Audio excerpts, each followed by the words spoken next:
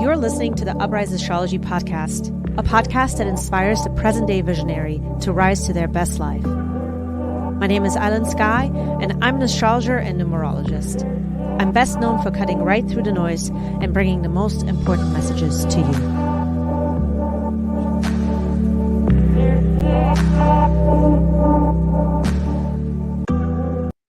Welcome to UpriseAstrology podcast, friends. We are going to be covering in today's live the upcoming transits for all of my Cancer and Cancer rising friends. If you know that you are a Cancer rising, this for today's report is going to correspond more accurately with what is happening in your chart. So let's go ahead and get started with October 3rd. This is when Mercury is direct. It has now come back online in your third house. Mercury has been now retrograding back from your fourth into the third house, having you really take a look at how you think and how you actually communicate with family members. Many of you have been maybe in a situation where long-standing challenges in family situations need to get sorted out, but you are the person that is now at this time reconsidering on how you're communicating. This could be one scenario. For many of you, it is just you thinking differently about your upbringing, you digging in a little bit deeper about what you feel is now the right approach to dealing with certain hurts, disappointments, and family members, brothers, sisters, cousins, people that are in your immediate environment, and even some of the closest, maybe even people you're working with that are in your immediate environment are now kind of going to correspond with this new sort of mindset that you are forming and building at this time. Start to come back into the picture. Mercury moves direct and comes back online, and so your mindset is going to become a lot more clear of how you want to approach certain situations and conversations. And if this is something that's not coming up in form of conversation for you guys, it is definitely going to be about how you are going to think about in general about your home life or your comfort zones. There's a lot of change when it comes to how you were brought up and some of the missing pieces that you are now putting back into the picture and some of the things that you're not going to be focusing on. So making sense of that is coming back online. And then also Mercury then starts to trine Pluto the first week. Everything I'm covering right now is for the first week of October, by the way. I'm going to go week by week. And so this first week is all about really Mercury coming back online and communicating now with Pluto at 26 degrees. Now, Pluto is in your seventh house. Pluto has been here for a long time, really changing relationship dynamics and how you view yourself in relationships, what your needs are, what it is that you actually need, how you even go about those types of things, and some of the relationships that, you know, really taught you about what you don't want, because there might be some attachment sort of issues or challenges that come up with it. Pluto has been here in the seventh house for you. Mercury is going to trine to Pluto on the 6th and 7th, letting you know that now it's time to confront certain challenges, especially in relationships. Now's the time to communicate, to dive in, to dig in a little bit more, to put your foot down in certain, aspects and conversations, because, now's the time. If not now, then when? And so there is sort of this sense of you have nothing to lose that comes up, and it gets backed up the next day with Pluto going direct.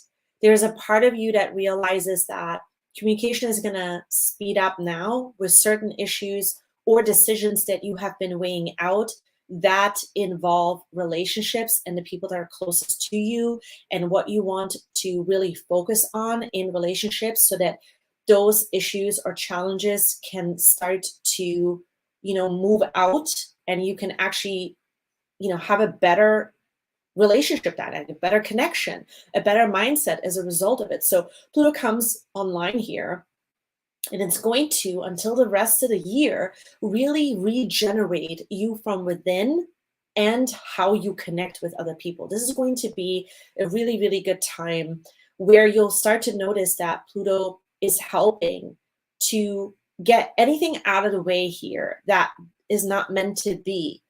And this can be any kind of bonds or any kind of commitments or agreements that you previously had.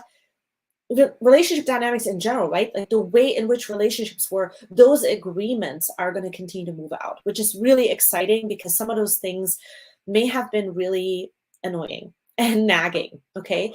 Now, let's move on into the second week of October. This is a week that gets really bizarre.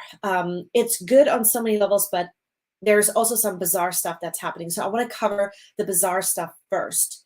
All week from the 9th until the 15th, Mars and Neptune are going to be in a square where they're coming exact at 23 degrees. This is sort of a strange feeling in the air, and it's happening for you between your 12th and your 9th house. This is going to be when you start to realize now that, you know, some things are worth paying attention to, especially if they feel very strange, if they involve maybe even people have a what do I want to say? It's almost like a persona or a character that they disguise themselves as, like, you know, maybe in a spiritual sense, maybe somebody who was a teacher, maybe somebody who presents themselves like as a motivational speaker. Some of you are going to have to pay attention now to some of the strange, sort of bizarre feelings that come up where someone presents themselves in a way that feels off. And, you know, they have all of the answers, or they present themselves as if they have all of the answers and you should be believing only this. There is some kind of strange feeling that comes up here. Why is it coming up? Well, there's a couple of different reasons. Right now, you guys are going through a lot of changes when it comes to your spirituality, when it comes to what the meaning is of certain situations that also impact the bigger picture. And that's what the communication here is between Mars and Neptune. Neptune is in your 9th house, and the house of the big picture of life, methodologies, and even sort of, you know, any kind of systems or you're learning from. There's sort of a strange feeling here that brings up how, or a learning of how someone's intention can suddenly, and what to look out for when that is actually happening. There is a lesson here. There's something to overcome here so that your involvement with that situation doesn't become messy. And as a result of it, you start to realize that there is a very profound sort of spiritual lesson with this that you need to pay attention to. So you're sharpening your skills of intuition, of you paying attention to some of the signs that in the past you would have never paid attention to. So it's a really good week for that, but just pay attention and have caution around people who are quick to blame, quick to just switch in their behavior. This is something that is going to come up. It is at 23 degrees, so it's a number that has a lot of impatience behind it. And so the more you can stay patient, the better you will start to notice during this time what's happening around you. I also want to just briefly mention, I think this will be valuable for some of you. During this week, you could have a lot of dreams about oceans or water in general, boats, or anything in the ocean, anything that you're operating in the ocean, any kind of navigating through even a wintry-like situation. There could be a lot of dreams that come up here during this time that have those types of themes in them. And there is, again, another very big sort of lesson behind it, or something to learn from it as you're noticing maybe these dreams during this week, okay? Now, this week particularly also has another twist to it, and that is the full moon in Aries. This is going to be happening in your career house. This is the house where you guys are going to start to realize now that, wow, you know, I need to follow my intuition on certain future goals, and something that I need to do right now in order to benefit from it in the future is going to come up. There is a sense of quality over quantity that comes up here in your career house, or your goals, or administrative work.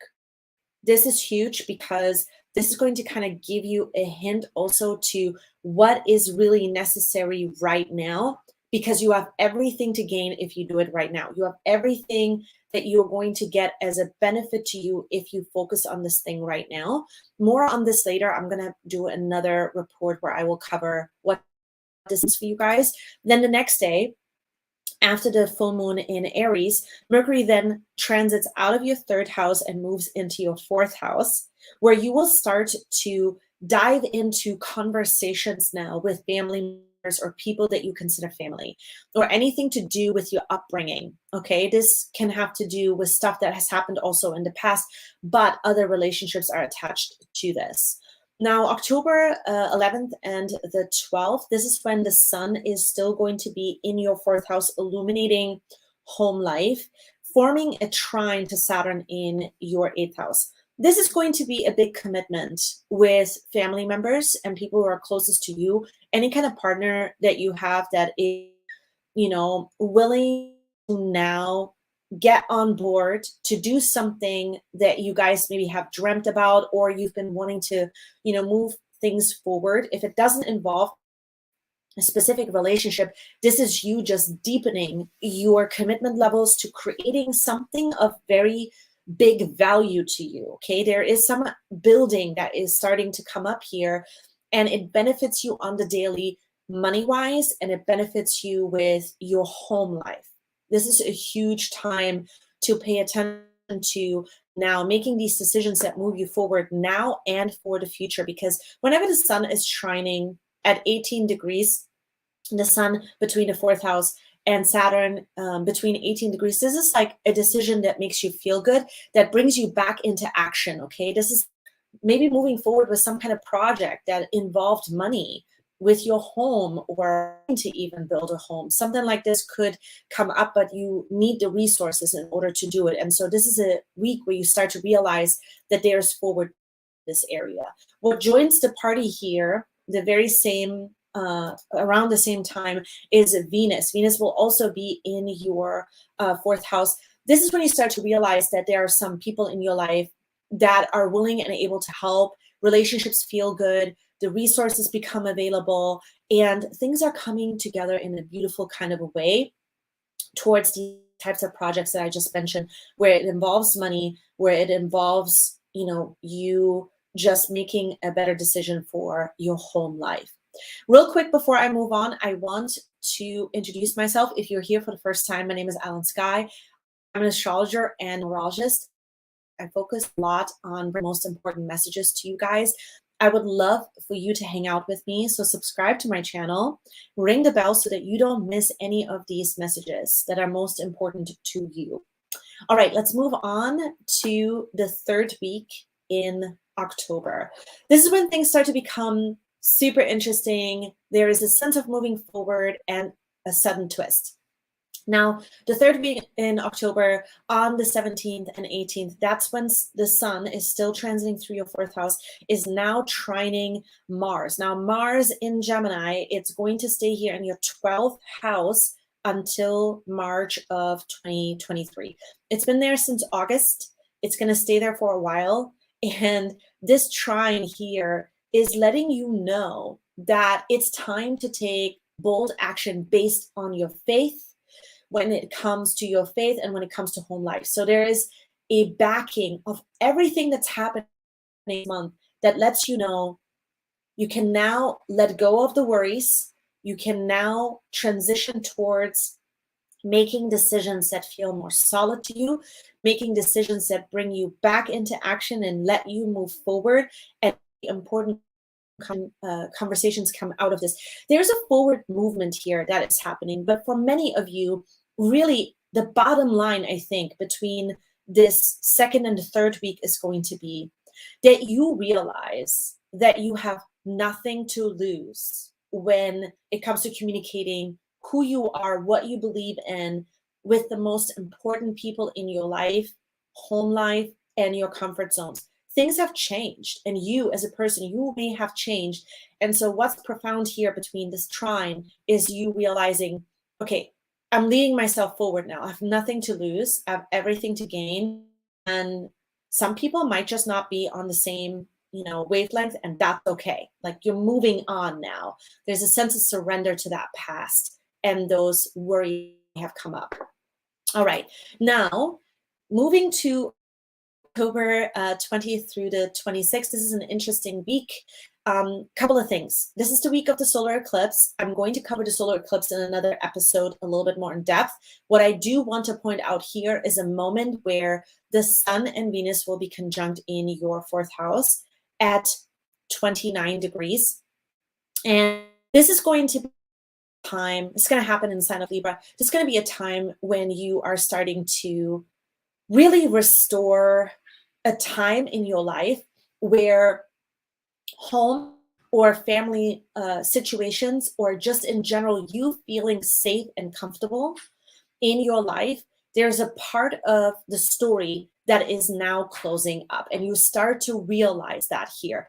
A big sort of moment of realization, but also a taste for what your life is going to look like now with that story coming to an end. There's something in particular that is closing up, and you're starting to feel a sense of regeneration and a happy mood about that. And I think that that is very important to point out, because on the 23rd, right around the time when this is coming up, that is when Saturn moves direct in your 8th house. This is when a lot more will start to unfold for commitments with money, intimacy, any kind of commitment levels where you are happy and willing to be loyal and take responsibility for. This is when Saturn is going to start to move direct and start to let you know, okay, now that you got a sense for what life is going to look like, these are some of the things that you need to take even more responsibility for. If you're accountable for that thing and you start to master it, you're going to start to see that your future is going to get secured in a way that you really like. And that is what starts to come up here back online. And then that same week is when the solar eclipse is starting to unfold. So the Sun and Venus will start to together move into your 5th house. This is the house of children. This is the house of your joy, your fulfillment, what makes you feel fulfilled. So we will talk more about that in another episode. What is the twist at the end of the month is that the Mars retrograde is starting to unfold.